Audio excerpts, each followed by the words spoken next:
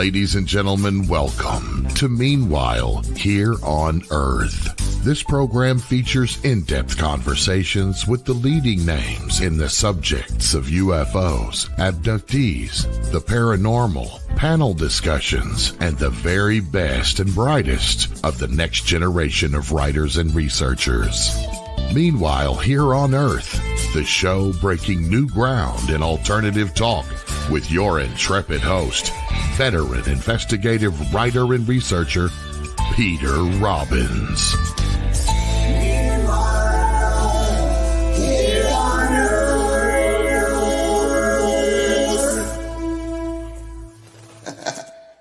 It's true, as my mellifluous voiced producer, Mr. Race Hobbs, says, it is Meanwhile Here on Earth, and I am your host, Peter Robbins. If you're listening in real time in the world of UFOs and UAPs, there's really only one subject going on this past couple of weeks. Well, there are more than one, but the main one is drones. And rather than do a monologue on that, I am going to ask my guests, after I introduce them, to join me in a discussion of that before we go to our more traditional format. Guest number one is Kevin Day. He's a retired United States Senior Chief Petty Officer, a former operations specialist, and Top Gun Air Interceptor Controller with more than 20 years' experience in strike group air defense, including wartime operations. An expert operator of the highly advanced Spy-1 system, radar system, with years of service on board AEGIS-equipped ships, including the VINCENNES, the CHOSIN, and Princeton. Kevin has logged hundreds of air-to-air intercepts of suspect aircraft in both training and wartime operations. In November 2004, during combat training exercises, it was the Princeton's Combat Information Center that discovered the fleets of anomalous air contacts, and it was radar operator Kevin Day that directly instructed the pilots to change their course and investigate the unidentified radar spot observed by Princeton's own radar. The infrared footage of the encounter, aka the Tic-Tac incident, was released to the public in December 2017, and on 17 September 2019, the U.S. Navy acknowledged that the 3 UFO videos are of real unidentified phenomena. Excuse me. The Navy has since reportedly updated their protocols for pilots to report UAP sightings in an effort to reduce the stigma associated with such reports.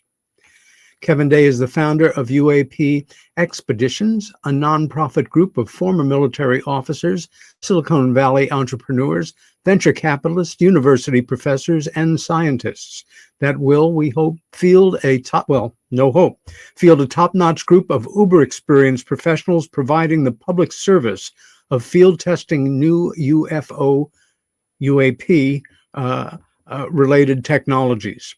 With some of the Silicon Valley UFO hunters, UAP Expeditions will pioneer the ability to predict, find, observe, and document UAPs for study and analysis. Kimberly Day is a third-generation Californian who graduated high school in Woodland Hills, attended college in Huntington Beach and Costa Mesa, and is a lifetime UFO-related experiencer. Her father was employed by the aerospace industry for most of his life, working with NASA at the NIRVA project and out at the test site that are known as Jackass Flats in the western zone of Area 51. Kimberly's first memories of the visitors dates from when she was 1 or 2, but it wasn't until she had a startling encounter in 1989 that she realized a lot of the bizarre things that had occurred during her life were actually abduction-related. Contacting everyone from Jacques Vallée to Bud Hopkins to Whitley Strieber, she became weary of the search after about 10 years and turned her attention to raising her young family.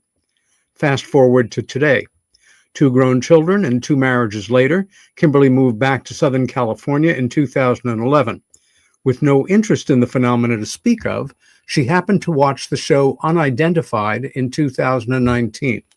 It was produced by To the Stars Academy And as a longtime fan of Blink-182 and Tom DeLonge, her interest again turned to the subject. USS Princeton radar operator Kevin Day was a guest on the second episode of that show, and Kimberly was deeply affected by his sincerity when he gave his testimony on camera. Shortly thereafter, she sent him a friend request on Facebook, and as they say, all the rest is history. Kevin and Kimberly Day, welcome to Meanwhile Here on Earth. Hi. Thank you, Peter. Nice to be here. Thank you for the invite to the show. You're most welcome. And I see one of your cats perched to your left, Kevin. Are you ready for this? One of 19 cats.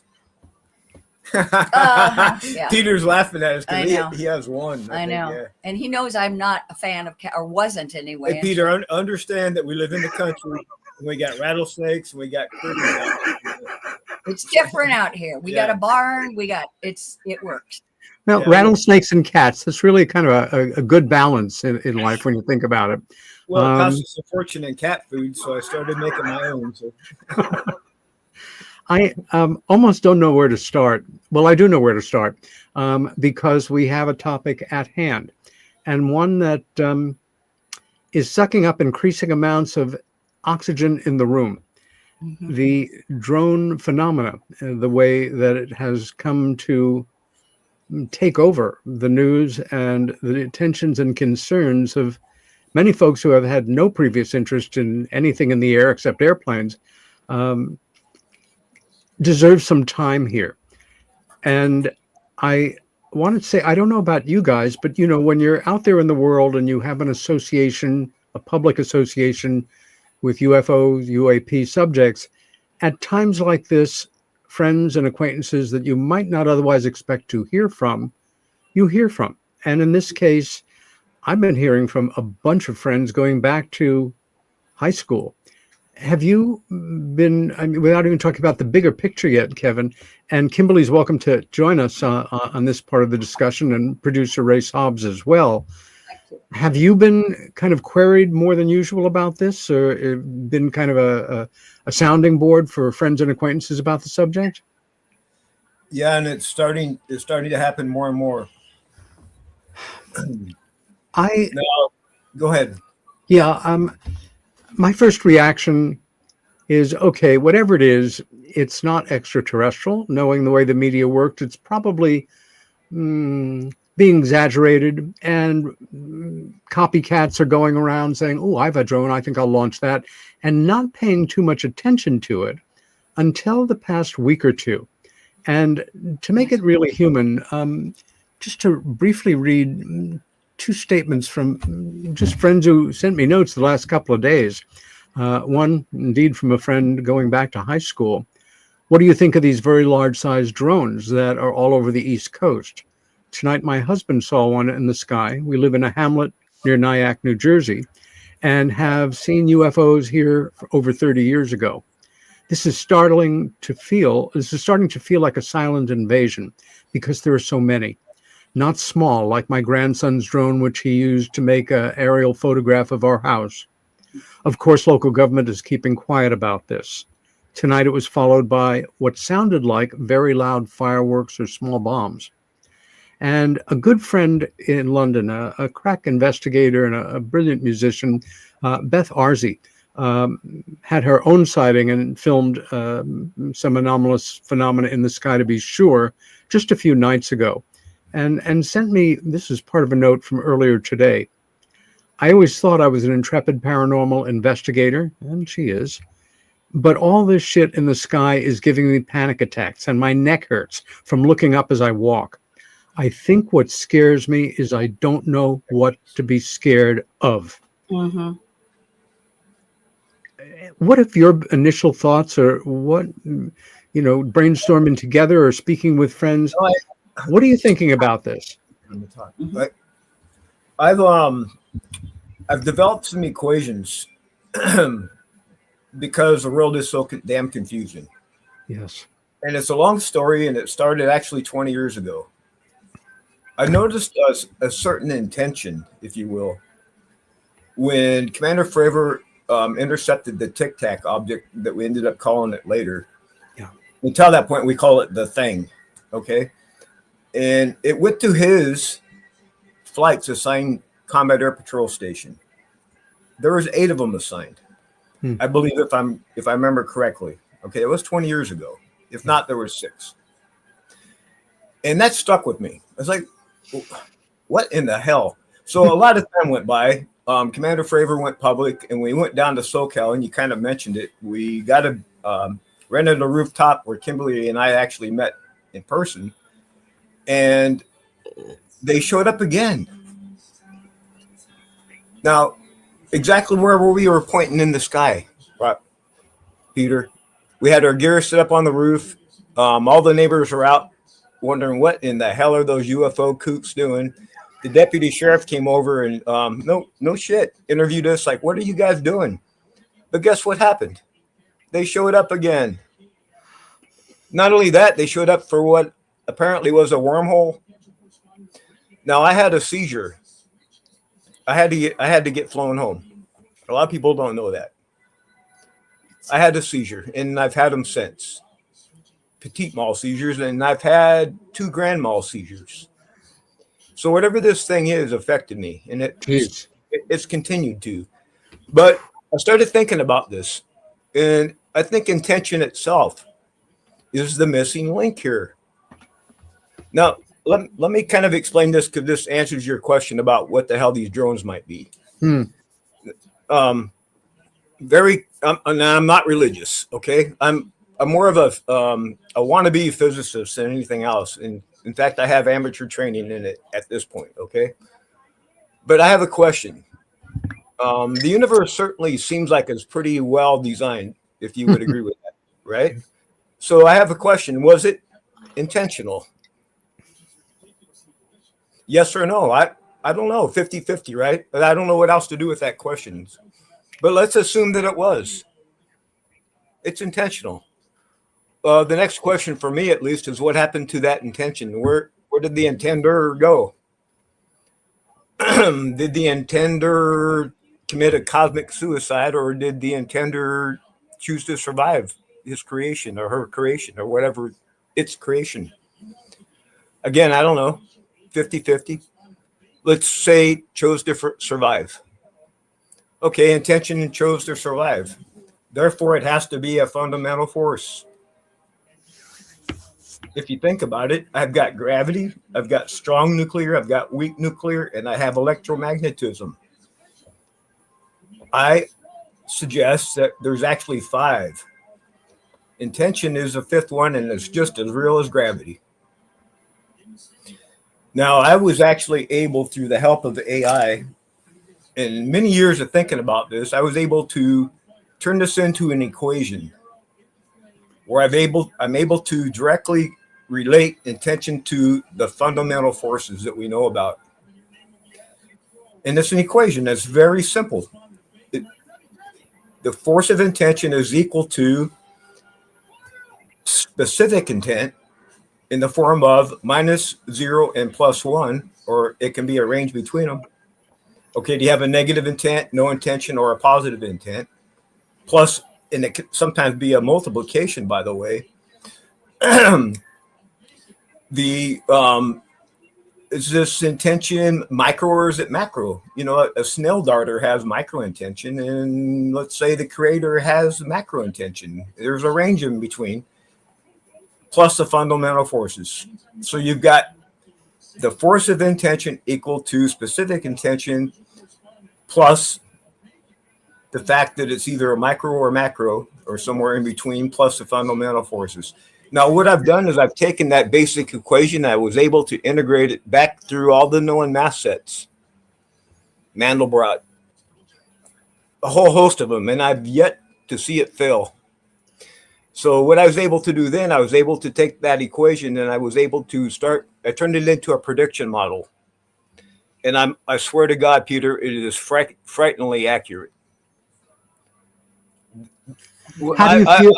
I have somehow, I don't know how, I have somehow stumbled upon what I believe to be a previously unknown force, intrinsic force of nature.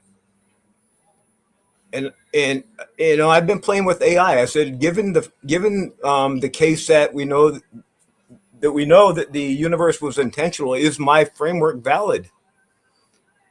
And AI is coming back and says it's absolutely valid. Absolutely valid. Go ahead. Just to jump in a moment, how do you feel you're having developed this way of thinking and seeing the world, and in a sense, a mechanism that's working on its own, so to say? What is your take on this current wave, specific physical wave of so-called and seeming drone sightings, what they're about, why it's happening now, and what we might be able to deduce from it? Or are we? I've got some. I have a logical answer, and then I have a speculation, because that's all I can go with. And the logical answer is it's either humans or it's non-human. I mean, that's pretty cut and dry. And in both cases, I think it's looking for something, because I've ran how this thing's been propagating out, and it follows my math. It follows a Mandelbrot sequence. This thing is spreading out as if it was hatching babies and it's alive. Okay, and I'm not suggesting that it is. I'm just saying, if you look at the math, it's starting to excuse me, it's starting to grow mathematically. Mm-hmm. That's been actually in a fractal. It's growing in a fractal. It's mathematically, but in a fractal. So I believe if in the case that it's man-made, now here's the speculation. Yeah. They are looking for something. Now I have to ask you, what would be a good enough reason to do that? And the answer is not fun. A missing nuclear weapon, probably. Okay. And in the case that it's not us, it's non-human, the answer is a little bit better, and it's going to shock you. Okay. I believe that Earth is a nursery, and I believe out there in the cosmos, there's other planets like ours, and ours is one of the nurseries. And the reason why they come here is for our rocks and souls. Now, let me explain that, because it sounds scary, but it ain't. They come here for our rocks, and what I mean by that, they go down to our oceans and they collect phosphates and prebiotics from our hydrothermal vents, because that's the best you can get on the planet, the purest form. And they take them out there to seed life, which is also growing in the Mandelbrot, according to Drake, the Drake equation. Okay. And here's the tricky part: intention. Okay. We know about entanglement on the quantum level, right? I believe that intention itself is also entangled. Now, I know gravity, I can't destroy it. I cannot destroy gravity. I can change it. I can use it. I can transform it, but I can't destroy it. I can't create it. I can't destroy it. Well, I'm not sure about the creating part, but I can't destroy it. It's a fundamental force. Well, the same is true with intention. If it's fundamental force, I can't destroy it. So what does that say about our souls? Mm-hmm. After I die, my soul won't die, because my soul is entangled in tensions. So in the case that these objects in the sky are not human, I believe they're here because they're afraid this nuclear weapon that's missing is going to explode. And they are here looking for entangled intentions or souls that are ready for humanity 2.0. I can jump in here, Kevin. There's so much speculation. I know that's a lot to take in, but you asked me, and that's where I'm at, because I have I have nothing else. Okay. Understood.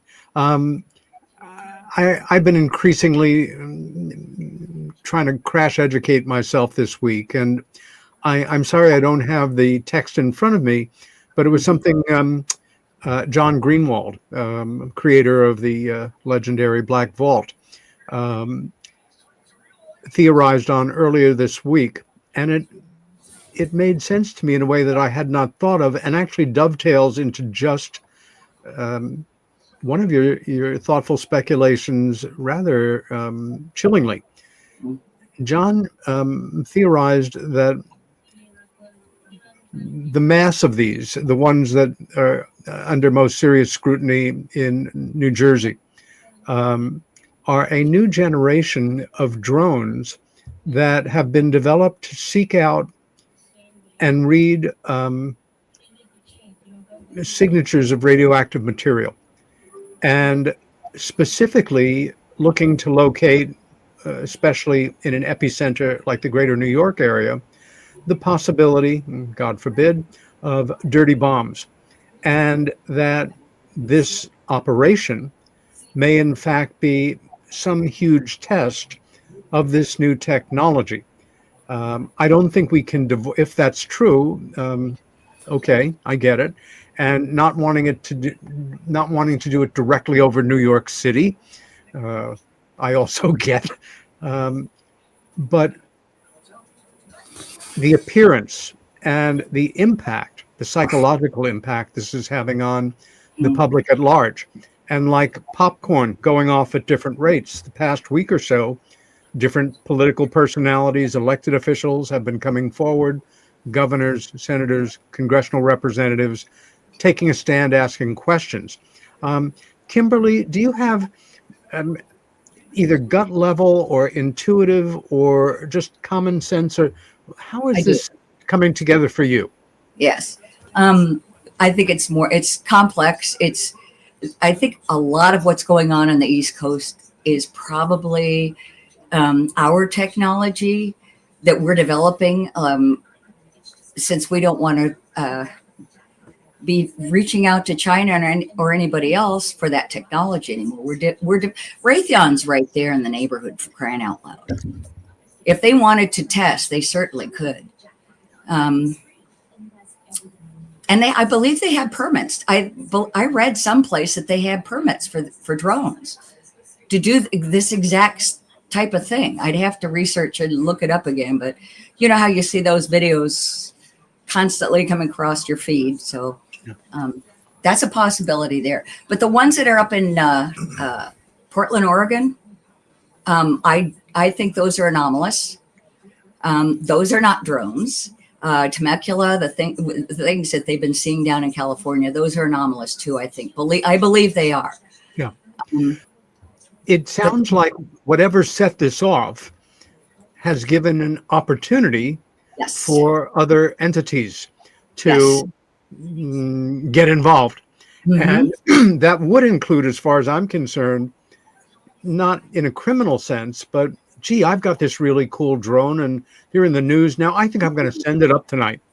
And that's one more sighting that people have in an area, continuing to build the inertia, the mass, and superimposed on this very tenuous moment in American and by extension world history, where whatever your political beliefs, we're on the cusp of some major changes, and many of them unpredictable. So what better time to mess around, with human perception, and in a dispassionate way. I mean, we all know there are agencies and offices within areas of intelligence and military community, and I'm sure within the world of international corporate development that are, how can we say, always interested in studying, charting, analyzing human reactions to whatever, to give them yet one more edge or one aspect of predictability that they wouldn't have had otherwise. And this is kind of a field day for all of these things to kind of interact as the disclosure process continues to click along at its own irregular pace. So we're really coming into the end of this year with an awful lot of questions and very few answers. All of a sudden, wham. Hey, Peter, and everyone listening, I have a real problem with this this whole test theory. Back in the Navy, and I know it's the case today, we delineated exercises almost like a religion because of the fact we didn't want to get people killed and things broken. Jeez, of course. In other words, if I'm doing an exercise and you layer one on top of me and I didn't know about it, especially with live aircraft and stuff like that in the sky, someone's going to go to jail. It's definitely get fired and maybe even go to jail. It's that serious. Okay. It's a law. There's a law against it. Okay. And I forgot the title of it in the year it was passed, but there's a law against it. Okay. And that same thing is true today. If this is a test, I doubt very seriously they'd be flying drones over and making LaGuardia International Airport get shut down. There's no one in their right mind that would authorize that. Unless they just don't care. Unless they just don't care, which I find highly doubtful. But so I agree with you there. So I've been running these possibilities through my math models because I have a prediction model, and what it does is it combines past history, and it combines what I call the Bell-Drake threshold. In other words, when micro intentions pass a certain point, it turns into a macro effect. Okay, so it combines that. It combines AI. It's able to update and get the latest, greatest information. The first time I ran my prediction model, I call it future intention likelihood scale. Okay, fancy title, had to call it something. It came up with about 10% that these things were NHI, and about 70% they were man-made. I mean, this was basically on the first day. Okay, I ran it today, and it's coming up 50% NHI. So right now there's about a 50-50 chance. And I'm holding back on this alien thing, just so you know. I'm not ready to go there. Yeah. Or again, it can be an intermix of a number of factors. Well, it definitely is that. I mean, there's no question. It's just like in air combat. I mean, that's the whole reason why my job existed, was to deconflict the airspace. I didn't want to shoot good guys or civilian airliners because, unfortunately, I'd seen that happen before on my very first deployment. That's the reason why I stayed in the Navy, to make goddamn sure an airplane didn't get shot down. Thank you for that, to put it mildly. I want to take you back. A mandate that I assigned to this show with the very first show that I did 4 years ago this month. My first guest, Kathleen Marden. It was driven by a childhood interest in how people in public life become the people they are. And you didn't look to become a public person. It was thrust upon you as literally as such a thing can be. You could almost say that up until December of 2007, December of 2004, you were minding your own business. And let me take that back. When the story went public, in December of 2017, you were minding your own business, and all of a sudden, you are a major subject of a paradigm-shifting front-page article in the New York Times. I remember that morning. I went out and got the paper, even though that one of those two articles, and we know written by the terrific journalists Leslie Kane and Ralph Blumenthal and Helene Cooper, all investigative writers for the Times, that I had seen, stories seemingly break over the decades and ultimately go nowhere, or not have the impact that you thought they might have. And I remember it took me about a year, quite literally, to realize that there wasn't another shoe that was going to fall, that something had profoundly changed with the publication of those two articles. And well, the cost that one can pay for not volunteering, but getting caught up in this huge story and how it blows back on your personal life and every aspect of it, we will get to. But I'd like to know some things about your childhood, Kevin. You were born in Colorado. Can you tell us a bit about your childhood and your parents and siblings? Yeah, I'm going to take. I was born in Vallejo, California. Like I was saying, California, right? Keep going. Yeah, and I had an older brother and an older sister. And unfortunately, when I was about 6 years old, my parents ended up getting divorced. And my mom, bless her heart, she moved us kids with her up here to Cave Junction, Oregon, because that's where my family's from, and we've been here for 100 years. Wow. We were one of the first families in the valley, and we've been here continuously. There's been someone here. So we came up here. I ended up going to elementary school, junior high school, and I wanted to play sports and wanted to get to know my father a little bit better. So I moved up to Albany, Oregon, and went to high school with him. Ended up in high school. I wasn't a jock, and I wasn't a bookworm. I'll just put it that way.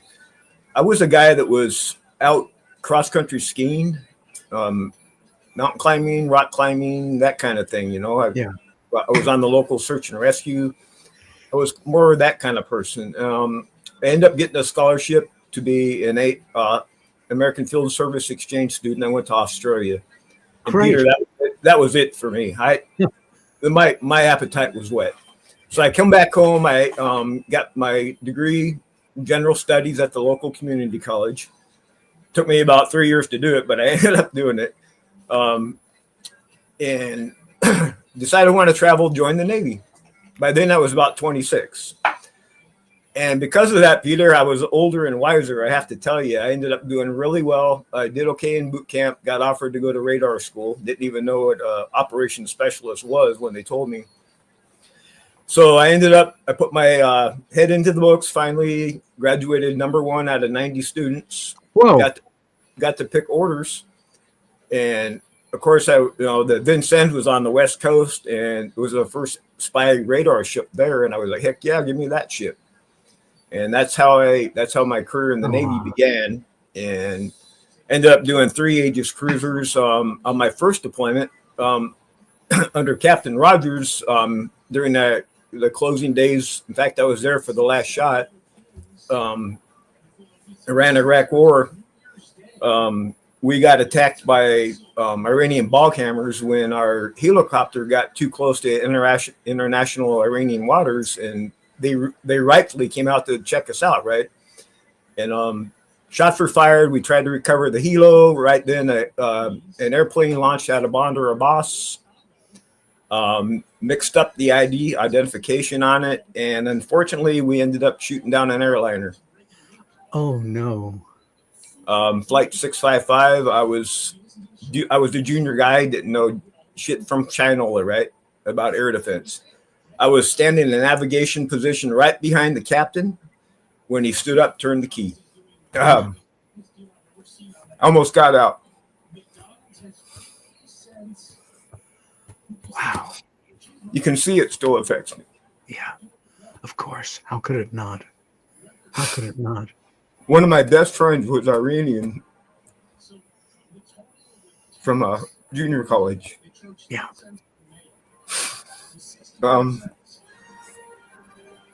I decided to stay in because I didn't want that to happen again.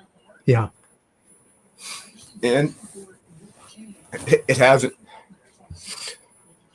I ended up doing really well. I went to Top Gun school. Yeah. Became damn good at what I did. Oh man. And that was my motivation.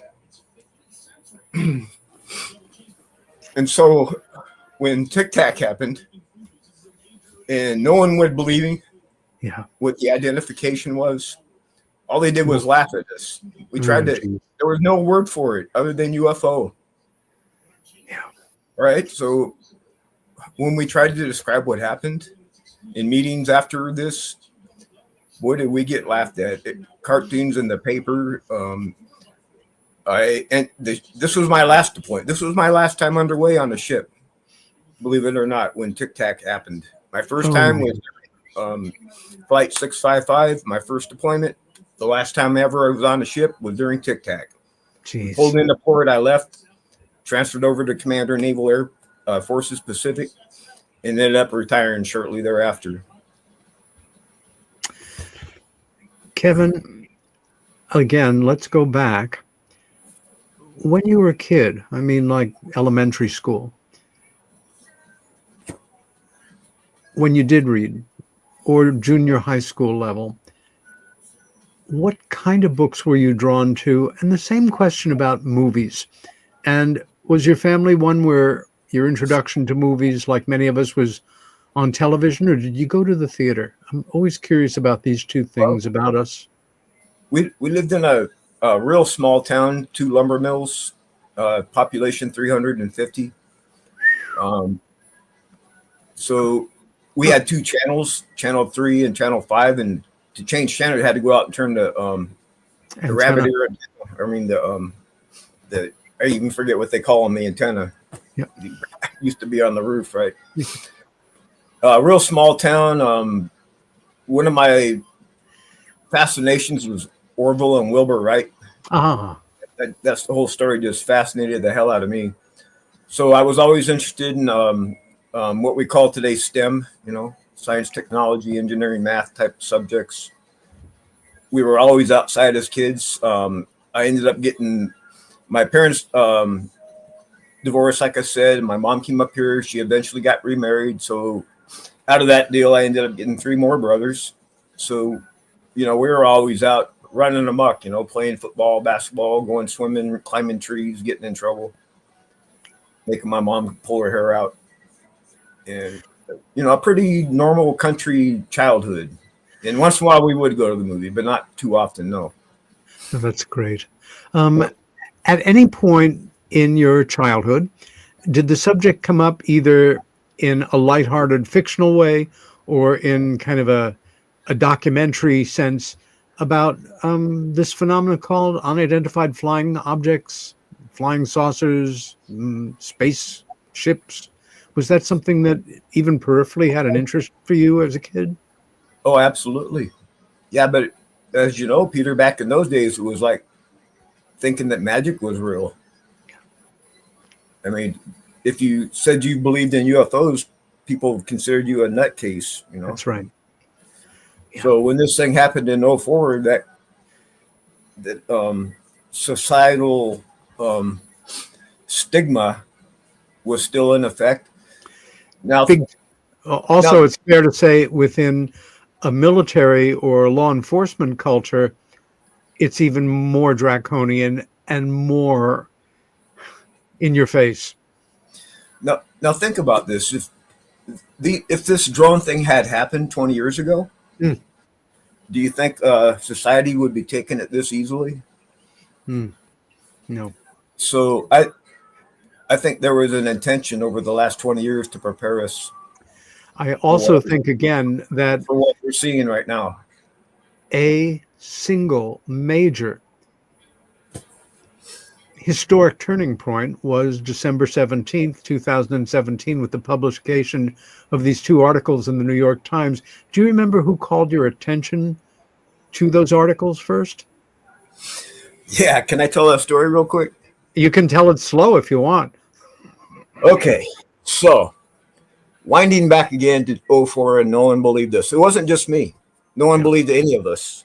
Sure. So I spoke out, but after a while, I started being very selective who I even told about it. I got tired of being ridiculed.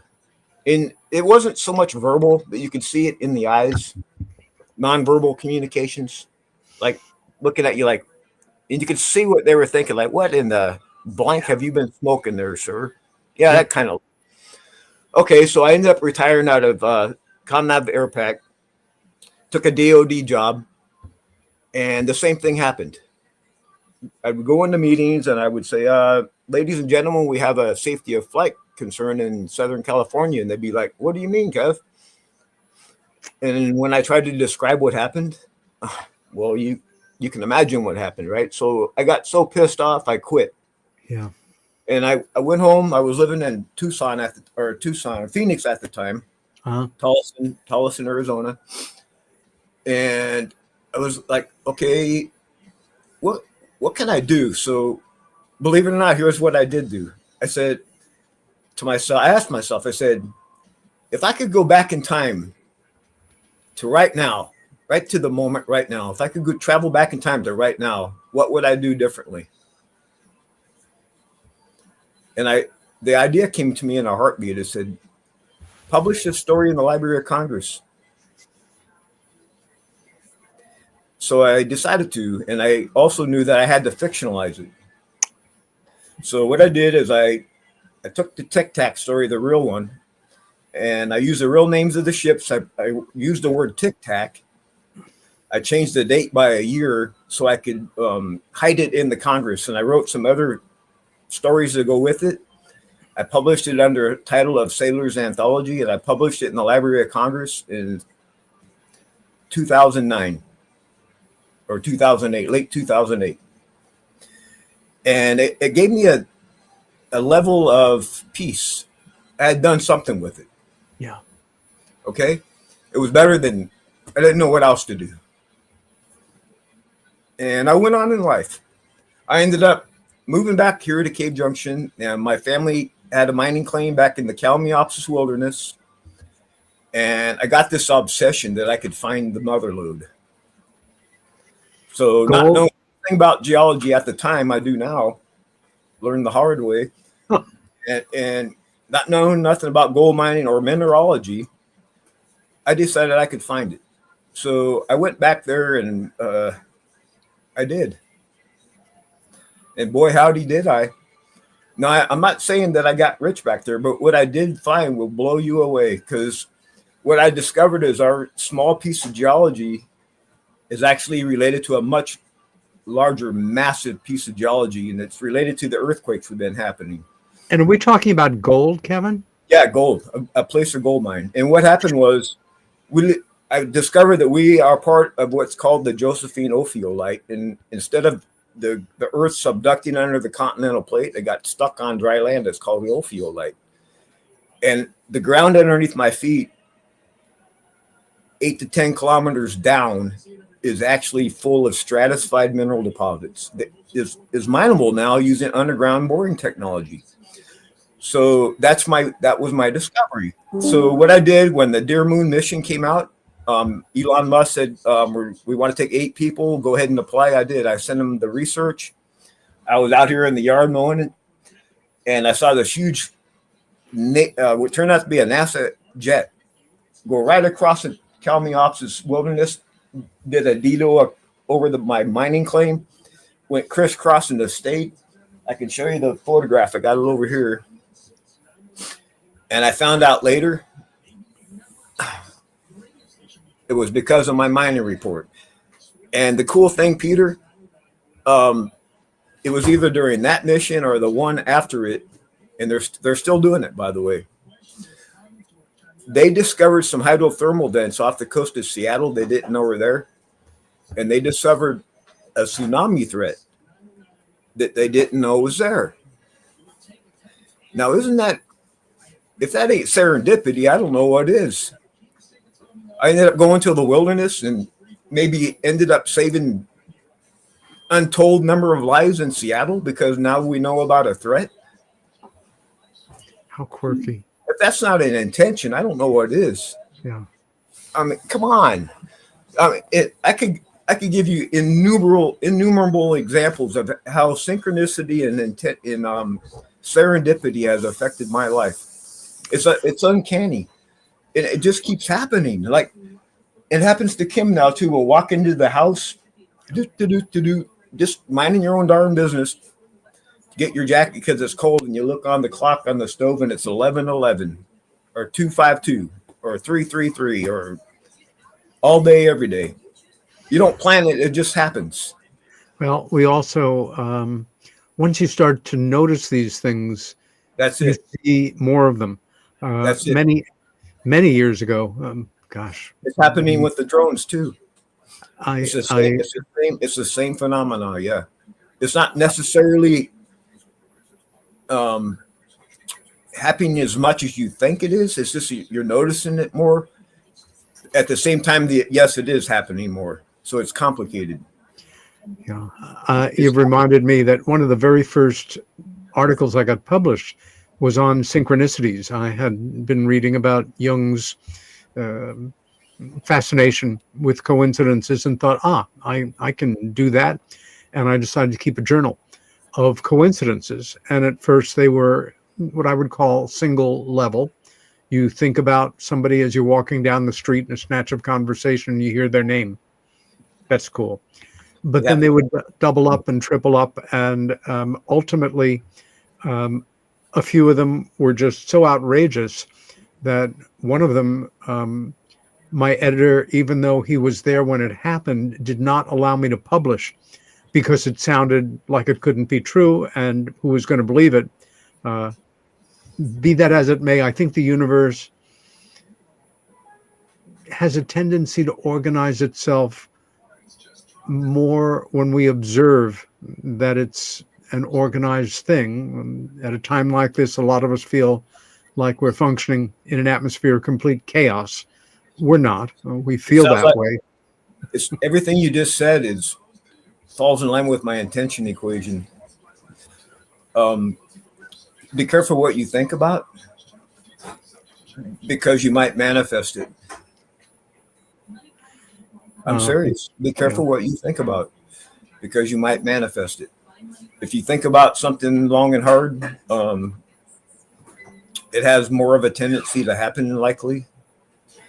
And it's not, I mean, with some people, it's stronger than with other people. Yeah. I mean, this is a very complex subject.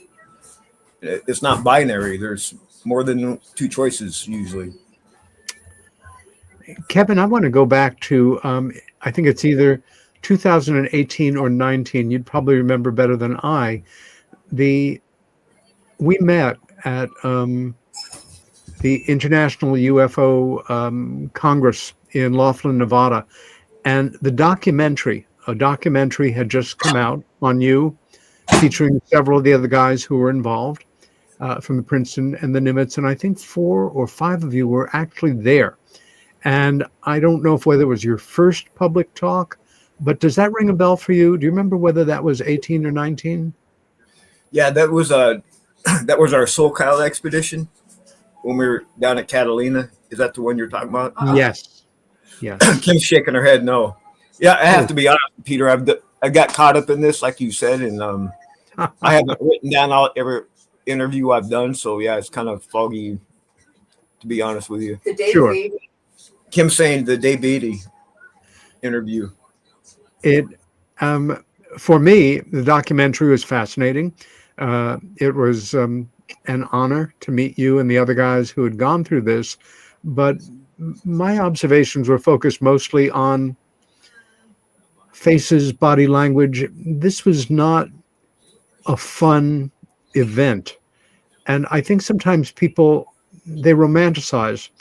You're thrust into a situation where the spotlight's on you, where, like it or not, you develop a certain, not celebrity status, but you are a well-known person that a lot of people that don't know you at all are going to have opinions on, even if they're completely uninformed opinions. And there's an irony to it, because again, a lot of people think that this is cool, when in reality, the last place that you'd like to be is in that harsh spotlight. I remember just thinking, I couldn't imagine what you guys had been through, because I had not served in the military, and to be put in this special category, like it or not, with its own innate brand of ridicule, sarcasm, and it just becomes an emblem for silliness, not to believe, craziness, belief based on, longing rather than empirical evidence. Was the impact of becoming a public person in this area detrimental to your private life, or did it make it, more bunker-like and drawing strength from the people around you? How did it impact on your life at that time? It derailed it. I mean, I was on a career path to have retired in Hawaii Yeah. if I had wanted to, you know. I ended up losing all my real estate. I ended up losing a wife of 30 years. She actually tried to kill me right out here in the yard with a sword. Thank God I had some self-defense training, and she was uninjured. I didn't hurt her. Got the sword out of her hands. Yeah. Um, Was this because she felt you had? there was a point. I've never done drugs, but there was a point where I started drinking too much beer, and I didn't realize I was going downhill. Yeah. And Kim saved me. Yeah. So yeah, I was helped. My family helped me. Friends helped me. The community reached out. The UAP community reached out. Yeah. Without all of you, I wouldn't be here. Yeah. It's one thing. I harm myself, but I was on that destructive path. Yeah. Well, when Peter, do you realize how many people over the decades that have gotten caught up in this ended up killing themselves? Yeah. And ended up losing their children. I've known a number of them. Their career through no fault of their own. None. I mean, it turned out that way because they made bad choices, and what you just described is a minefield. Once you get caught up in this, that's right. Because you also get opportunities that they appear to be opportunities, but they're really not. They're danger. And I'm talking about trying to monetize this. Okay? If you try to monetize this thing, that's one of the most insulting. I'm not talking about people that make movies and stuff. That's a different thing, okay? Sure. I'm talking about a person like myself that just happened to get caught up in this and says, "Oh man, I could go with this and make money at it." Oh boy, I can tell you that they won't like me very much if I do that, and I never have. I innately knew that somehow, and I've never done it. When I saw you at the conference, I had to get there and home. So they had to pay for the airline ticket. Sure. Otherwise, I couldn't have went. You know. Yep. And that's fine, of course. But that book I published in the Library of Congress. Here's a real story. I didn't publish it to make money. You know why I published it, Peter? In case I ever needed copies, I could order them and get copies, and I still do it. Okay. Good. You know something? I don't even know how many copies have been sold, and I don't know where the money is. Somebody's been selling my book, and I have no idea who or how much. You should try to trace that down. That's important. I got to come in here and say something real quick. Do I care? This is from dead on experience. Like, I am not a physicist. I'm not a nuclear physicist. I'm not a PhD of any kind. I'm not a scientist. I'm not a brain of any kind. I have a radio background. I understand broadcasting. I understand media. I understand a specific skill sets that I could apply to what I became to understand as a super hobby. I got into UFOs as just interested in this story, that came from family members. Sure. That went into an actual event that happened that I was a part of. And then that spawned an active interest in meetings and bringing people together and talking about this stuff in the open light of day. And then before I knew it, my ass was mired up to my throat in investigations and, business cards and clubs and meetups and conferences and introductions and networking and all of that. But that was all by choice. Yes, of course. My contribution then became sharing all of this through digital media.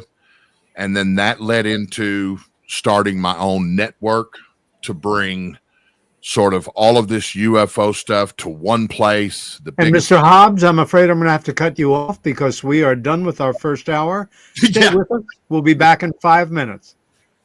Don't go away. Thank you, Peter, for doing my job. I'll jump on this on the backside. Stand by. Beautiful. The UNX Network classes and workshops are enrolling now for 2025. If you're interested in psychic protection, chakra balancing, dowsing, or perhaps healing with sound and music, visit unxnetwork.com to see our complete series of live and on-demand classes and workshops hosted by the one and only Margie K. For example, in January 2025, you could spend 4 Saturdays with Margie for her exclusive live remote viewing workshop. Margie K is one of the most accomplished remote viewers in the world, and she will share her secrets and totally unique methods in this course. Some courses are open now. Seating is limited for these live courses, so register now at unxnetwork.com. UNX members use promo code XMEM for an additional 15% discount.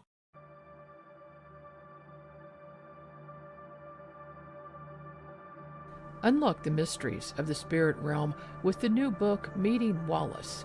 In this channeled work by renowned psychic medium Larry Costa, the reader will delve into the profound wisdom of his spirit guide, Wallace. Together, they share the transformative journey of harnessing psychic powers from the celestial plane. Discover the extraordinary psychic gifts that have empowered Larry on his path, and immerse yourself in a thought-provoking and awe-inspiring read. Meeting Wallace is a groundbreaking endeavor, and it is a perspective seen through the eyes of a spirit guide. Discover the wisdom of the spirit realm alongside actual photographs of ghosts and spirit guides. Get the book Meeting Wallace by Larry Costa at Amazon.com.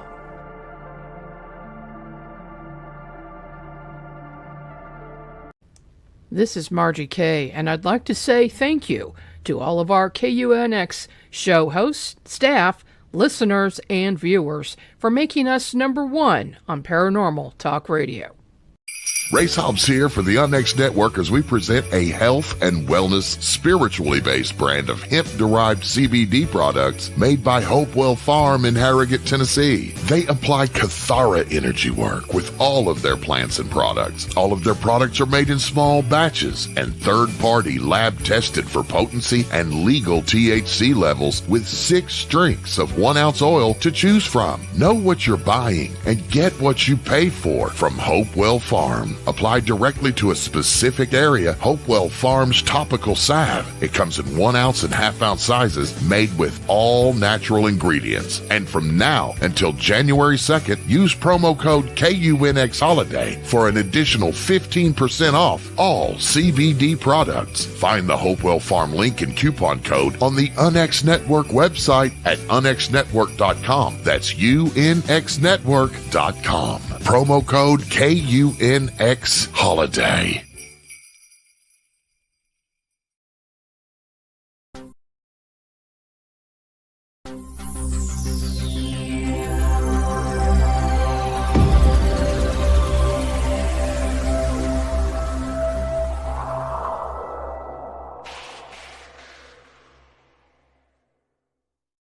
And welcome back to Meanwhile Here on Earth.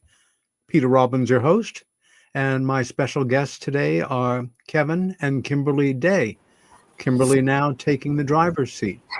And Race, I'm going to ask you to just jump back in and complete your thoughts before we move into the second hour. You bet. Thank you. Yeah. I'll just close by saying I just wanted to say this. I went through a terrible paradox with the money making thing and all of this, and for people who are really trying to do the work. The good work, sometimes you have to make money at it because to do the good work, you have to be in it.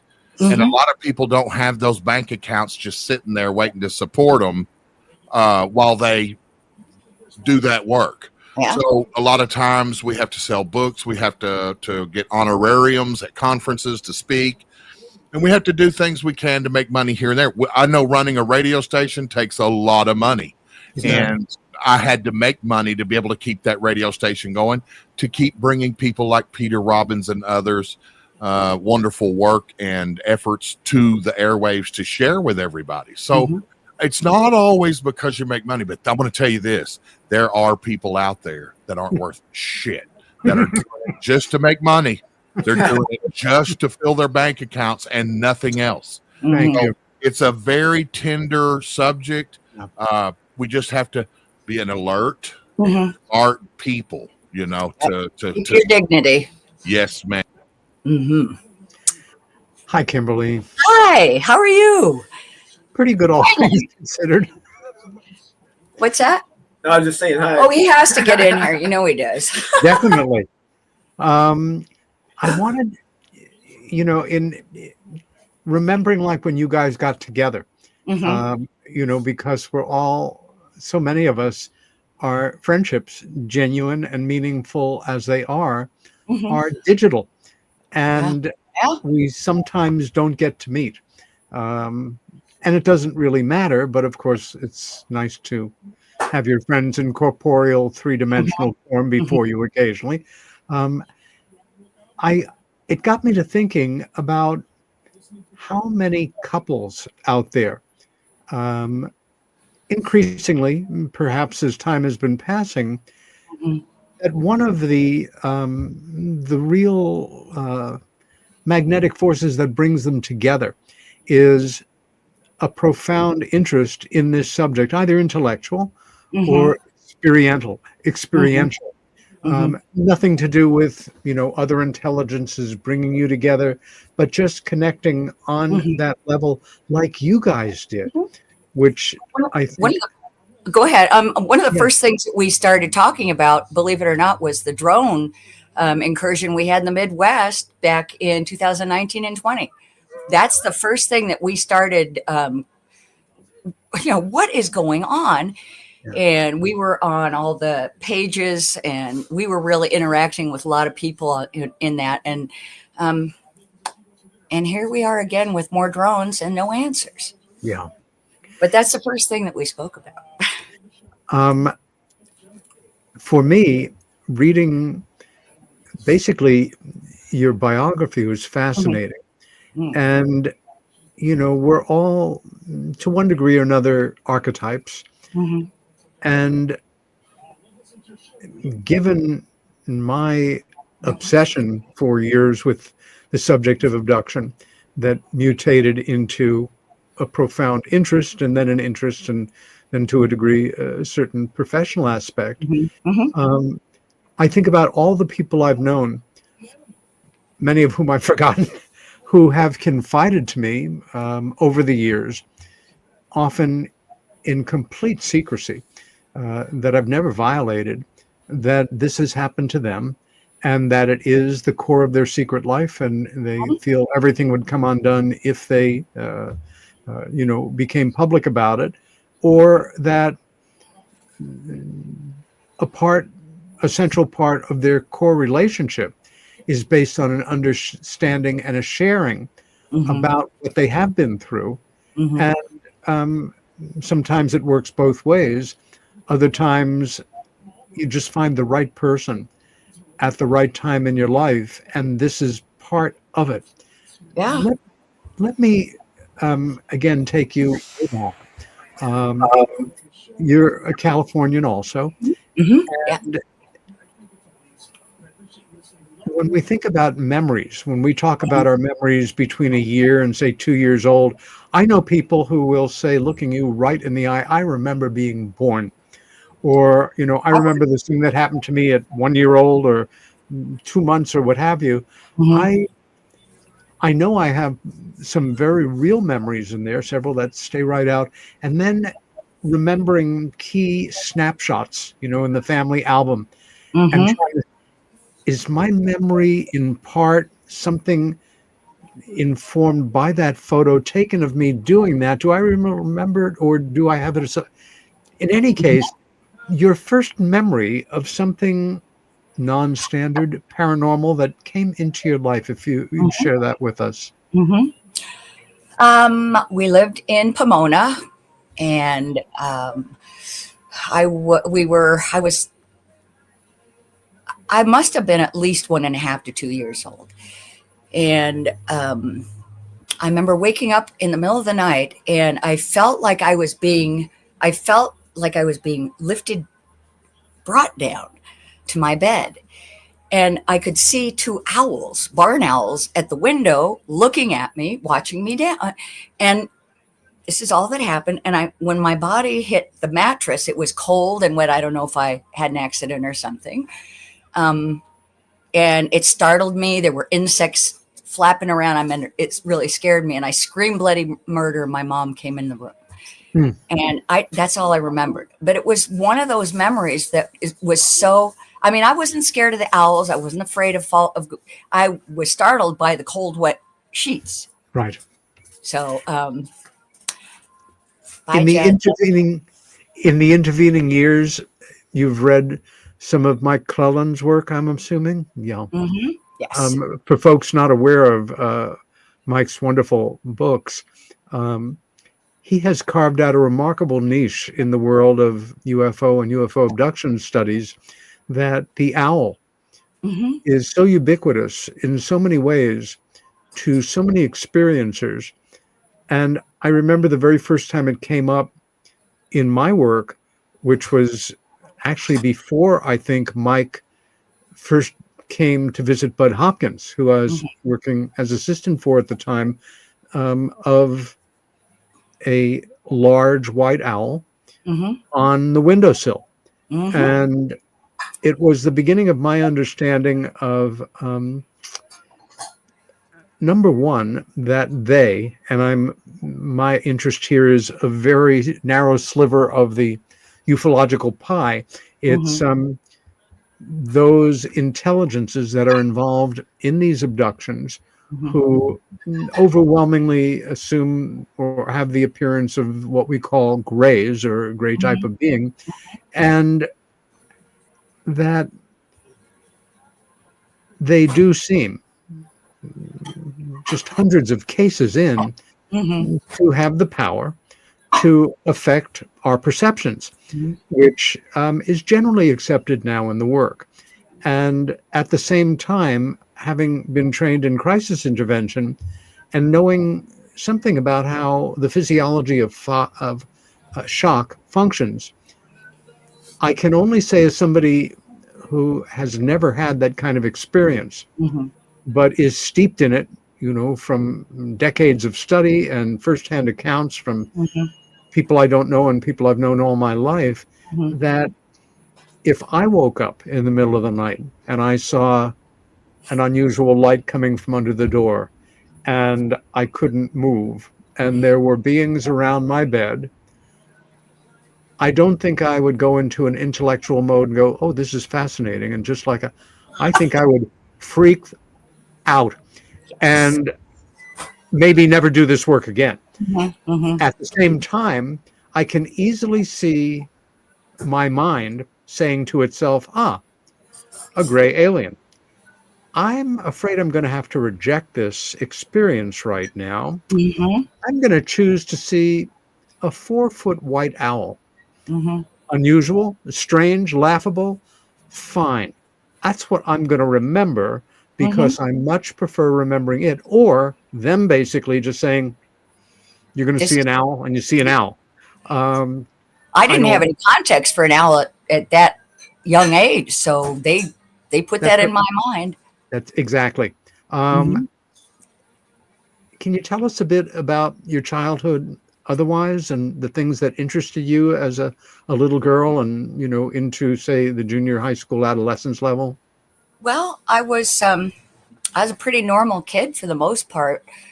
We lived in Claremont and Pomona up till the 3rd grade. And then we moved to Las Vegas, where my dad was, he was working for, he'd worked for Aerojet General for many years, but they had a contract with NASA for the NERVA project, which was the first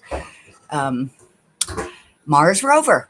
And it was, he did the hydraulics on it. How exciting. And, oh, it was so exciting. He couldn't talk about it at the time, of course, but Yeah, he and my mom both worked out at the test site. They both took the white buses out every day. And yeah, I remember once too sitting, and when we lived in Vegas, standing on my bed and looking out at the red rocks that were not far from our house. You know where the red rocks are in Western. And I watched two UFOs slowly go across the landscape, and I just watched them. I didn't know what to think. There they are. How old were you at the time? Probably about 8 or 9. That's a memory and a half, though. Yeah. Did you share it with anybody, or did you have an understanding? No, I didn't.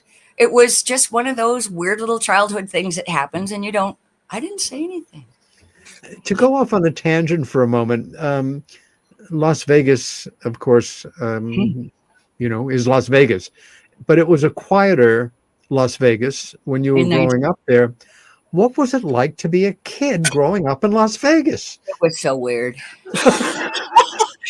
It was so weird. Everything revolved around gambling and the gaming industry, and all the lights and all that nonsense.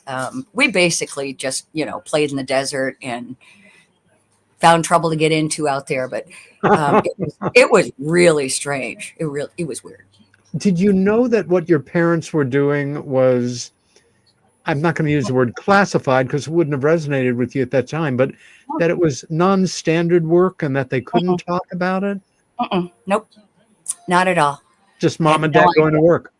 Just mom and dad going to work. I never found out where she worked. She never told me, and I don't know why. But she took that bus, and we lived there for 3 years. She took the bus out there every day with him. So, and it's weird because I did have my experiences, and I did ask her about a lot of things, but I forgot to ask her about that. She's gone now, so I don't know. Do you remember the first time as a kid that, and it might have been before or after you had your sighting at about 8, but that idea of UFOs, flying saucers from outer space? Well, I grew up in Southern California, for crying out loud. It's the entertainment industry. These are my neighbors, and I know these people. And yeah, I went to high school with the guy that did Alien Nation, that TV series and movie and book and all that stuff. Yeah. What's his name? I can't remember his name. Anyway. Oh yeah. I mean, we all talked about it because it was conspiracy, dear. It wasn't real. It was for fun. It was entertainment. Yeah. Comic books. Well, let me jump ahead here. Any serious interest in this subject really was not part of your life until something happened to you in 1989. Can you tell us what happened? Yes. We lived in Anaheim Hills. My daughter was probably 3 or 4 months old at the time, and woke up in the middle of the night, and I opened my eyes and I saw both my husband and I being lifted up out of bed together. And then I don't remember anything until I was standing on a dirt road near our home, and there was a little man standing next to me, a little blonde man. And there was a group of people. I was not completely conscious. I was woozy, if you will. And there was a group of people standing in front of me. They were facing away from me, and I was standing quite a ways away with this little man. And then 2 UFOs came around and one landed next to them. It didn't land, it hovered. And one hovered next to me. And I watched, and I was fascinated by the one over there. And a ramp came down, and the people went up into it. And I got frustrated, and I said, well, what about me? And at that moment, along the side of this craft, there was a band of symbols. And they were, it was bright, iridescent, what's the color? Violet, that bright violet white light. And I saw the symbols out of the corner of my eye, but I heard in my head this booming voice that said, "What is your father?" I thought, is this are they talking about my future, my past? What are they talking about? And then the ramp lowered from the one next to me, and the little man standing next to me, took my left elbow and guided me up into this craft. There was a curved wall on the inside, and he took me to the left, and there were two people standing in there, and it was, I could see the dome. I could see the struts running along the inside. There was a low bench, and there were two people standing in there, and they were slumped over. And I'm not sure if they had anything on or were naked. One was a man, one was a woman. He was kind of facing me. She was facing away from me, but they were slumped over with their heads on their chest. And I realized I was really thirsty. That I could taste the air in there. It was nasty, metallic, nasty. And I said, I'm thirsty. And so he showed me a little metal box with an indentation on the top, on the curved wall. And he pointed to it for me to drink. So I did. I bent down and I gulped down whatever it was. It was kind of gelatinous. And then I don't remember anything else. Wow. And then I remember waking up on my stomach in bed. My daughter was yelling where she was on the baby monitor crying. And I woke up. I never sleep on my stomach ever. And I was really uncomfortable. My neck hurt. And so I got up and I walk out the bedroom, and I get down to the bottom of the stairs, and all of a sudden it all just came back to me. It's like, and I stopped. Well, that's it. If they're going to get you, they're going to get you. And there's no damn thing you can do about it. And it just came out of my mouth. And I was shocked by my own revelation. It was like, what the hell just happened? Yeah. And so I got to my daughter's room. She was already sound asleep already. I took too long, I guess. But yeah, that was the start of my search. Number one, a few quick questions just about this memory. Were the craft themselves, I'm going to rephrase it. What did they look like, and about how large were they? Okay. They were your standard saucer shape. They were about 40 feet wide, and they were only about 20 feet high. Or maybe a little taller. And they did have that band around it with the symbols on it. But that was it. And they were metallic. And in your memories, about what time of day was this? Oh, this was in the middle of the night. I'm not sure what time of night it was. But like I said, I just woke up and saw the both of us being lifted out of bed. He has no memory of anything. So. That really becomes kind of a personal quota, sort of a personal BC AD sort of moment that we measure backwards and forwards from in our lives. Right. Exactly. Yeah, I'm glad you see it that way. Yeah. I didn't. Yeah, I was so caught up in the chaos in my brain that it was hard for me for a long time. And again, your first responsibility at this time in your life is as a mother, which I understand keeps you fairly busy for the rest of your life and everything that you make. That it's kind of a luxury, in a sense, to be able to obsess about this or take time off to study it or to do your own personal sort of vision quest, for more information around it. I had to ask people to write to me at my work address because my husband said, please don't, I don't want them to have our home address. Jacques Vallée, Bud Hopkins, they're all writing to me. They're sending me information at my work because he doesn't want to be involved. And it was I didn't realize it at the time, but that was a huge split for me in my brain. Again, one of the most fascinating and educational and memorable and human parts of working so many investigations or learning particulars of cases with Bud Hopkins, who I think looked into over 800 individuals' cases, was the subtleties and the major ways this redefines the way you see yourself in the world, the alliances that you make, and again, up until the past half dozen years, that abiding fear, not a concern for ridicule, that can tear a couple apart, especially if one individual, even if they take the other one seriously, but they've never had the experience, they can become so self-conscious that you can fall out of love with somebody. I mean, there's no other way to say it.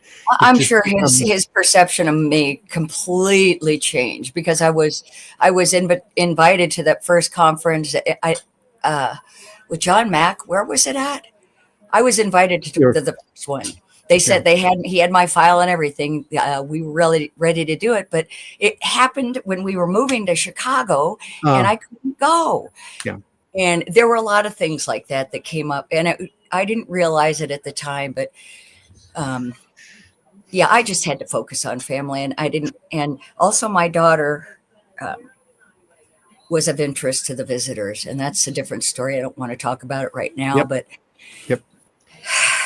once again, these were always the most profoundly delicate, concerning situations, and Bud wisely literally always brought in a mental health professional, or the parent did.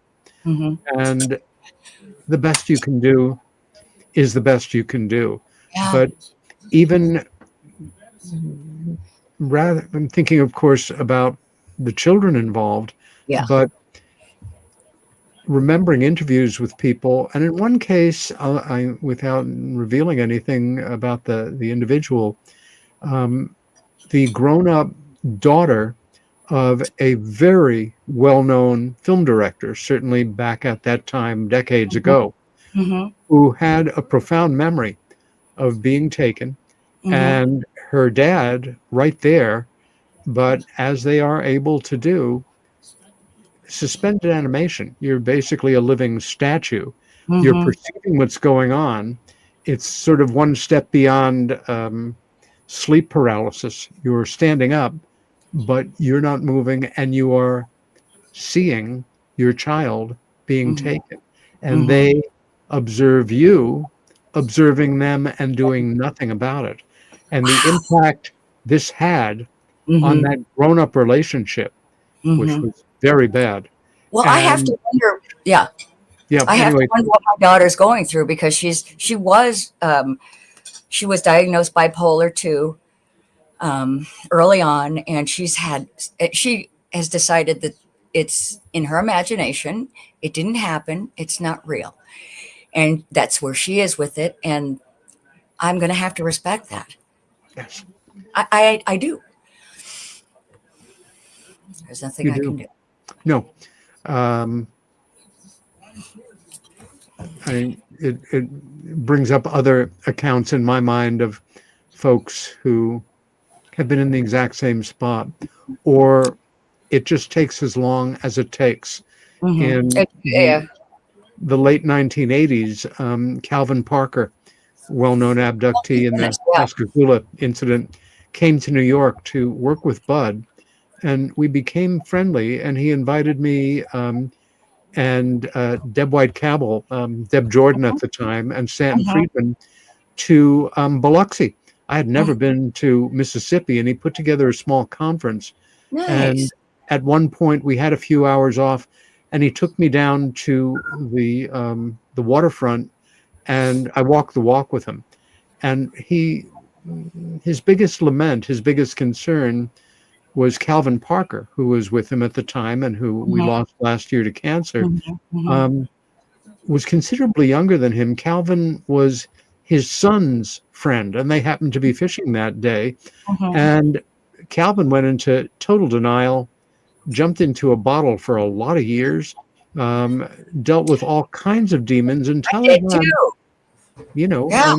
the courage and the support, in great part from the terrific British ufologist Philip Mantle, who has Yeah. published so much around this case now, and was able to do it on his own terms in his own time. You know, like you say, you have to respect it. You None do. of us have the right to tell somebody else that they need to deal with this when they'd rather not deal with it. Yeah. Well, interestingly enough, she decided to quit speaking to me when I decided to move up here. That was because she knows who Kevin is. And I was, I told her who he was, and I, tried to break it to her. But, and at first she said, Mom, that's your world. You're into that stuff. That's good for you. And then I think it was probably, she realized I don't want anything to do with that world. And so there she is. And I realize now that my first husband too, probably it was a huge divide. I was being published. I was getting, and I was excited about all this stuff and talking to him about it. And he's like, whatever, who cares? Yeah. And I have to go to, and I went to a lot of support meetings and stuff like that. And I'm sure he thought that was just ridiculous. Boy, it and is such a often told. Tease me constantly. Every time something was misplaced or something broke around the house, well, your damn friends are at it again. Yeah, that is for me, it's an example of the kind of sarcasm that sits right in front of the understandable anxiety that so many people have, that we have had. We all go through our own doors on this at our own rate. If we do, I think sometimes when you're really, dealing with this on a regular basis, like we are in our lives and friendships and interests, we sometimes forget that we are not representative yet of the world population. We are not near a critical mass of folks who are ready, welcome the Space Brothers, or, let's shoot them out of the sky. And yes, UFOs are real machines from someplace else. No, they're busy living their lives and doing other things and paying their bills and hoping just like that. Yeah. But that was difficult, that first marriage ending. I got sober during that time. It was in 1995. I just decided I cannot deal with this anymore. I had 2 young kids. I was freaking out over the UFO stuff. I had to focus. I was living in Chicago. I was dealing with my new life. So I just kind of put it slowly but surely on the back burner, found some other things to focus on, Good. the family and everything. And life went on. Do you remember offhand, and of course this would have been several years before you met Kevin, when that story broke, those 2 stories broke in the New York Times, because it became news. Yeah. The news became news, so to say. And it was a very big deal. Do you remember? I remember reading it, and I remember seeing was it CNN? The 3 videos. Blown away. I was like, thank you, God. Please come forward. I was very grateful, very thankful. But I didn't think anything was going to happen. I didn't know. How could you? And when you saw Kevin on that second show. Oh my God. Well, let me back up a little bit. We listen to rock and roll constantly. We may be in our 60s and 70s, but we're kids at heart, both of us. I listen to Blink. We were in our 30s when they first came out, for crying out loud. So I remember sitting in the parking lot and listening to them when I took my daughter and her friends. It's playing now in the background. They're on all the time. Anyway, I thought it was adorable. I've been following Tom DeLonge for years, and he was into UFOs and dogs. I'm a dog groomer. Loved his music, but I thought it was adorable that he was into UFOs. How And interesting. then, yeah, I thought, how cute. And then he came out with the TTSA, and I saw that stuff starting to happen. And then, yeah, I got to see this show. And I watched the second episode with Kevin, and he was sitting right over there. Oh, for And God's sakes. was sitting there, and Tom was sitting right over there. And I remember listening and thinking, I wasn't here, of course. I was watching on TV. I jumped out of my seat and I punched the air and I said, finally, people are going to listen to this man. Yeah. There's something about the way he gave his testimony. Yeah. And he said, they came out of the sky. There was no sonic booms, and said, if they had been hostile, there would have been nothing we could have done about it. And the same thing with these drones, by the way. Yeah. So I thought I got very excited. So I started following TTSA on Facebook, and then somebody from there friended me, and he was, oh, I know this guy and that guy. And I said, do you think Kevin Day would accept a friend? Well, he said, sure. I have friends with him. So I sent him a friend request, 2019. Yeah. And we just connected that way. And we were just friends. And when did you first actually meet? We met when he came down to film A Tear in the Sky. And he called me one day, and I was getting ready for work, and he says, hey, you want to meet for dinner in Burbank with the cast and crew? And I was like, are you kidding me? Yeah. Let me think about it. I'll get back to you. I was like, oh my God. So yeah. And so I met him at a Korean restaurant. All the guys, everybody was there. And Gal. and gals, Chrissy Newton was there too, and me. Caroline Corey. And no, Carolyn Oh, wasn't she at the wasn't dinner. there, She that's didn't right. come to the dinner. Yep. But yeah, it was fun. And then so he was. I lived in Costa Mesa, Newport Beach. He was in Laguna Beach, was next town, right? 20-minute drive from me. And so he kept trying to get me on set and get me on set and get me on set. And finally, one day they said, okay, he's done with filming, you can come. And oh yeah, I went down there, and oh boy,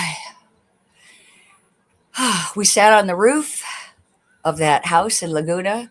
And I'm going to back up a little bit. The Aliso Creek, that area, that specific little zone is a power place for me. I have childhood, that beach, Aliso Creek Beach, I have childhood memories. I've spent countless hours there throughout my entire life. I've taken my children there. I've been to the golf course. I didn't golf, but I've eaten there. I watched people perform there. I know people who have partied in people's homes in that hill. So that place was important to me. And that house was right there. And I'm sitting on the roof with him, and we're looking out over the ocean, watching the sunset. And I'm thinking, this isn't happening. This isn't real. And he was so sweet and so, he laid out his plan. He had a plan. He wanted me in his life, and he spelled it all out. And he said, do you want to have a long distance relationship? His marriage had been over for a while, and I'd been single for years. Yeah. So I thought, I don't know, what have I got to lose? So I'm sure he thought the same thing. I am not. He's a good catch. I did tell you I was a bonehead, though. I did admit that. Yeah. Yeah. Oh, he's a hillbilly. Yeah. But he's a very intelligent hillbilly. I He's really guess. smart. Yeah. So yeah. So yeah, that was it. We had our first kiss, or 2 or 3 on the rooftop there. With Jeremy and Gary up there looking at the monitors, watching the UFOs. They showed us the UFOs that they had seen on, and it was just so magical and everything. And I thought, this is not happening to me. And that was the beginning. We just, here we are. But Since you've been married, have you met other individuals as part of couples or other couples who were also specifically brought together in good Mhm, part by either shared experiences or shared interest in this subject. mhm, mhm. Yes, I have. I can't think of Killian. What is her name? We met them in Arkansas. They're a couple, and they're absolutely convinced that they were brought together. They were meant to be together. Um, at At first, the Ozarks. yeah, the Ozarks. That Yeah, was it. at the Yeah, Ozarks. and Ozarks UFO Festival. I have Yep. met many Which is really people. fun, by the way, if anyone's listening. Yeah, I spoke there, I think 2 years ago, and Oh, thought you it was did? a particularly well-run conference, no Yeah, question it's a pain about in it. the butt getting there. It's a pain in the butt getting there and home, but it's Yeah. worth the trip overall. They treat you What right. It's fun. a gorgeous part of the state as well. Although, Once talk you're about there, It it's really is. fabulous. coincidences, Kevin. The second morning, I wake up in my motel room, and you open the door, and you can head over to the restaurant or down to the conference center. And sitting directly in front of my door was an SUV, and the front plate was a vanity plate, and it simply said Robbins, Robbins, Arkansas plate. And I How thought, weird. well, gosh, thank you. They really, I like the way they work here. But just one of those goofy coincidences. Maybe there Yeah. was a number, but yeah, anyway, a lovely conference. And like certain regional conferences, and it's a fair thing to digress on, where you have a lot of otherwise regular folks who Mm-hmm. happen to live in the area Mm-hmm. and come back and become regulars. Some of these people have heard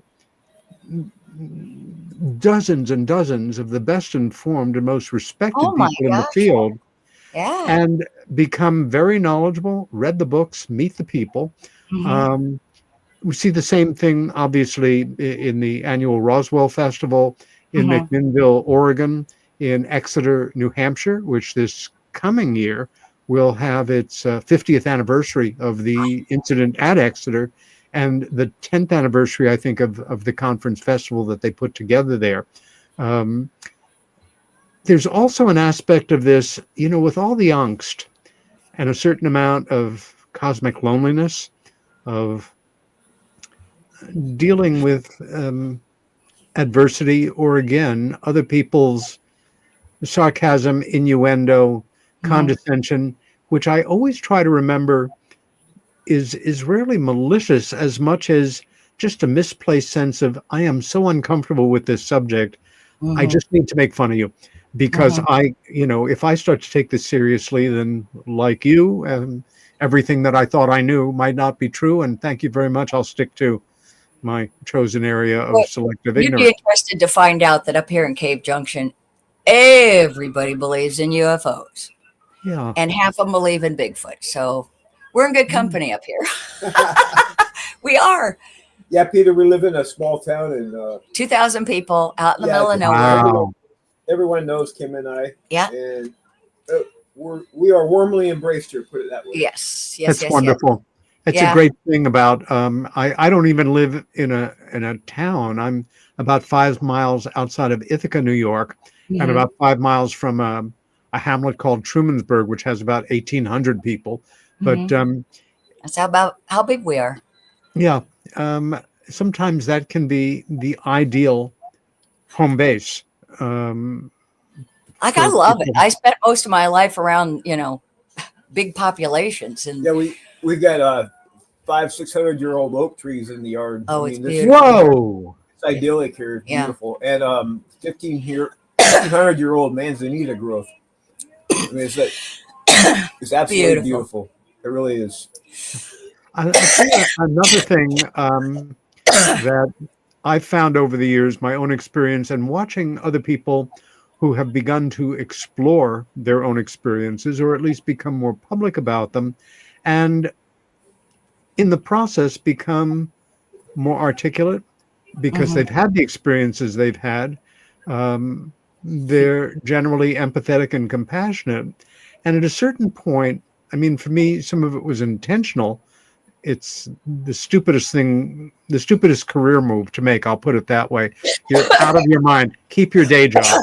But if you're fortunate, you realize that you are being of more service than you imagine at times, simply by being a good listener to people who were where you are in the past, and all they really need is somebody who will not judge them, who will take them with respect, and validate their experience simply by not rejecting it or Hey, poking fun or wink wink nudge nudge or some silly body language.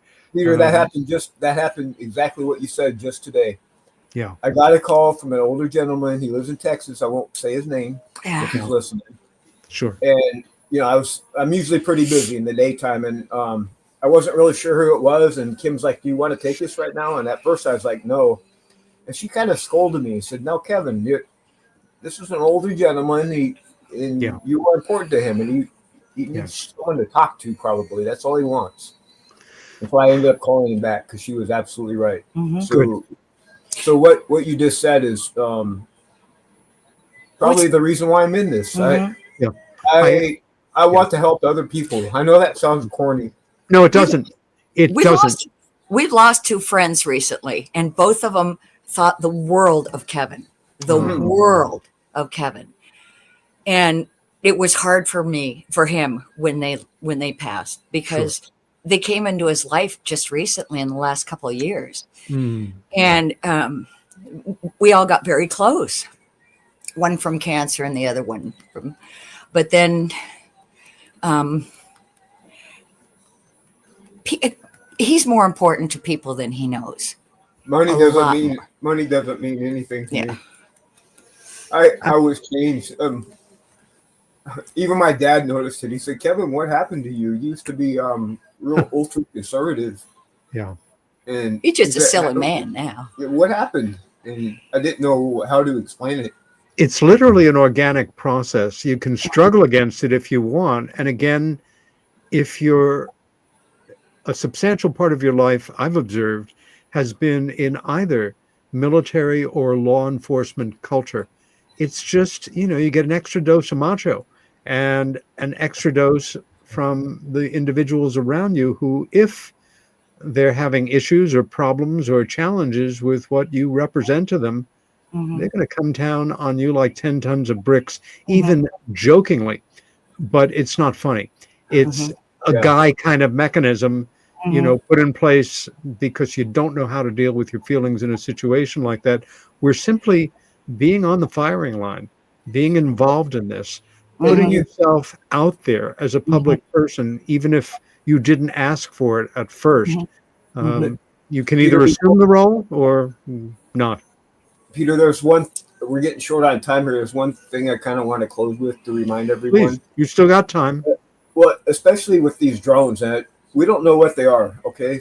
Yes. I want to let people know, oftentimes, that when you encounter these things, it ends up changing you. And the problem is, you don't know that you're being changed. And let me give you an example. You're a veterinarian, right? You're a very, very well-known veterinarian. And all of a sudden, out of the blue, you see this thing, and within a month or two, all of a sudden, you want to be a chef. And everyone's looking at you like you've gone crazy. But that's it. And you don't know what to do. And that's how it starts going bad with people. Now, I want to tell you, but that whole journey is a lot easier if you know you're being changed. If you know why, what's going on. And also, I would like to say, if that does happen to you, go with it. And if all of a sudden you want to pick up a paintbrush, do it. Or you want to learn the piano, go for it. And also have the courage to ask for help if you need it. He had the courage to ask for help. He asked that me. Combination. And again, for guys, and especially for guys with that background that simply gives you that false picture that you're supposed to be able to handle it all. That's it. That's it. And weakness is literal, guys don't cry, and Mhm. all of that bullshit that keeps people stuck Yeah. and hurting and unable to, Yeah. be themselves. I've learned that Um, it takes a real man to cry. yes, Oh it yeah, does. real men. It Yeah, does. real men are in the military too. I have to say, my son just joined last Absolutely. year. My dad was in the Marines and Army. Yeah, Um, our son Sean is in Iraq right now. he's in Iraq right now. My uncle was police chief for 18 years. I grew up around cops, so I guess I have that mindset too, whether I wanted it Yeah. or not. And that's why Um, I think he and I our energy together is just unbelievable. I've never been around anybody that Yeah, I- Peter.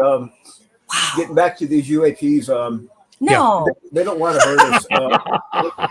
If they wanted to hurt us, we'd have been gone Oh, yeah. a long time ago.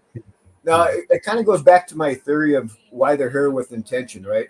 I think they're coming here to gather things to spread life throughout the universe. Mhm.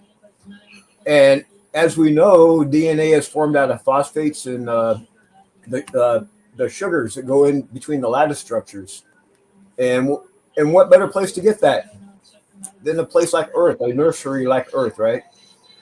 And just like these drones are spreading right now, I think the same thing is happening in the universe itself. Life is spreading throughout the universe. Something's going on. So therefore, I have to conclude that they don't want to kill us. In fact, quite the opposite. Why would they want to kill us when they're trying to spread life? It doesn't make any sense at all.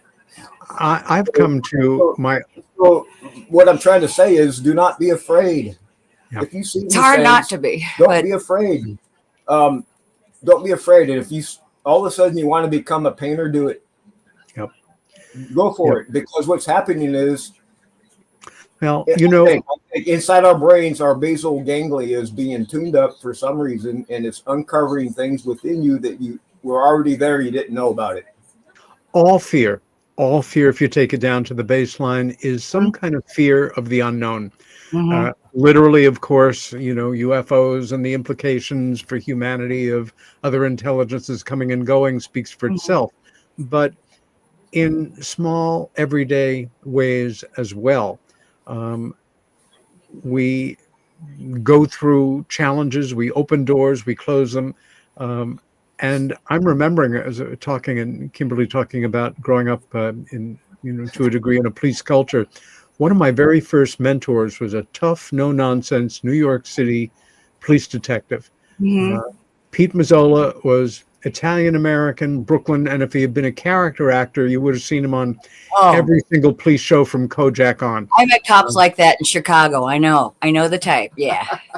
He passed much too young, but he was a very highly decorated and a tough cop, but a crack UFO investigator as well. And he taught me to investigate basic UFO events in a very pragmatic, almost dragnet kind of sense of Mhm. going for factual material and triangulating, not looking for anything ethereal. And Mhm. at the same time, he got into the work in a way. I've heard stories like this, but never from an individual. And Kevin, let me know if you've ever heard of anybody with an account like this.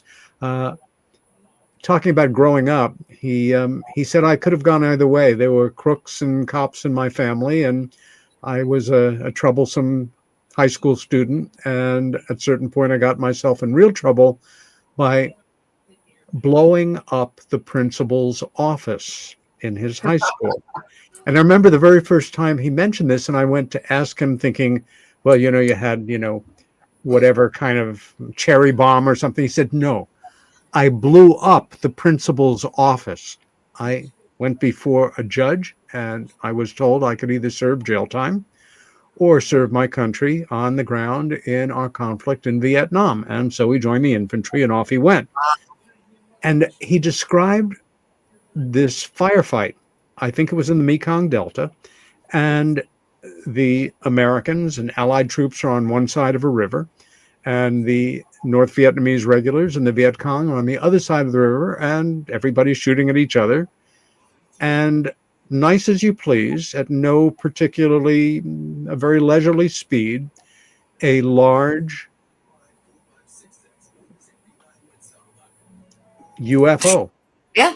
came coasting in right over Across. the area, maybe 1,000 feet up, and everything went quiet for a magical period of brief time. And then they heard yelling on the other side of the river and Mhm. quickly realized it was the officers telling their troops to turn their attention and their arms up. And he said, our officers ordered us to fire on it as well. Oh You know, my God. they're firing, an M16, small caliber weapons that nothing is happening. It's just hanging over this river. And Oh. at a certain point, I guess they get bored and they just float away and they're gone and everything goes quiet again. And then the officers start screaming on both sides of the river and they all start killing each other again. Talk about an event that would trigger your interest. Mhm. And For a couple of reasons. Yeah. Yeah. Wow. yeah, I mean, well, Beautiful. again, he taught me basic investigative techniques, but Mhm. being that he's a cop in New York City, this would have been the later 1970s. Mhm. He was trained by the NYPD, pick up the tab to train him to do criminal investigation using hypnotic regression. Huh. And he helped to break some extraordinarily memorable cases and also was given permission. Now you can get a VSA program and put it on your laptop. Back then it was Mhm. hardware. The Mhm. FBI had it. I know the John Jay College of Criminal Justice in Manhattan had it. And they allowed him to use their facilities to run first generation audio cassettes Wow. of abductees and experiencers. He was the first person to hypnotize me and my sister to look Wow. into our sighting and my sister's associated experience. I'm taking some of our ending time here. We're coming into our very last few minutes.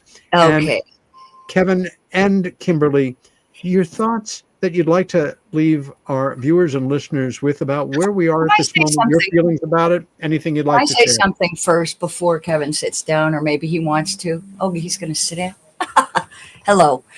Um, this this is an unconventional relationship. It's perfect in so many ways. Oh, look, I have my kitty too. Look, he's got his kitty. It My was other producer of the program yes. besides Ray's. It was difficult at first. It was not a fairy tale. He was seizing for the first year and a half that I was here. It took us forever to get him on the right medication. We almost didn't make it. Boy. But I wasn't going to leave and he wasn't going to get rid of me. So, yeah, it was, it hasn't been all, okay. All right. Go ahead. You wanted to ask something? Are you No, still I'm there? fine. Nope. Oh, okay. I thought you said you wanted. We had a couple No, minutes your left. time. Okay. We have time. No, I just wanted to say that it was, this has been a roller coaster and it's been a lot. There's been some trauma bonding going on with some of the stuff, ordeals that we've been through together here.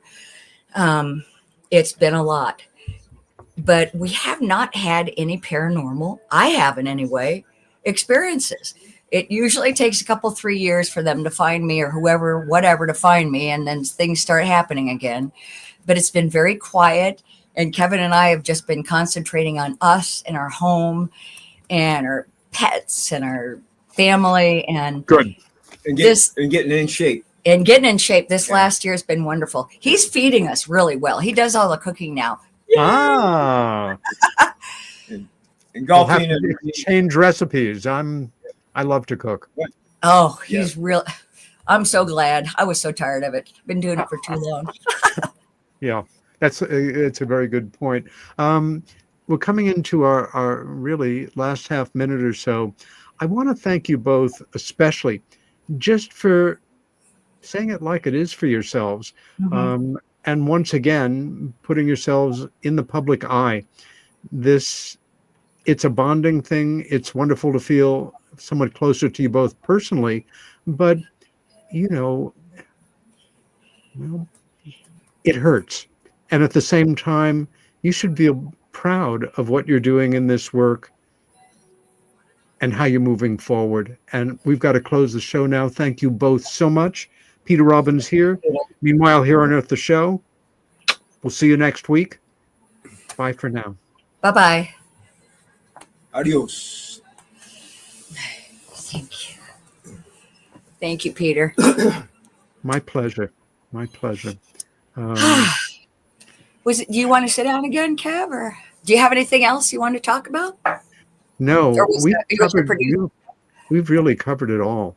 And I just wish both of you the best, and I hope that this year coming up, we get to hang out in three-dimensional form. I do. Right on. Yeah. Who knows? Maybe even in physical. We don't know. What?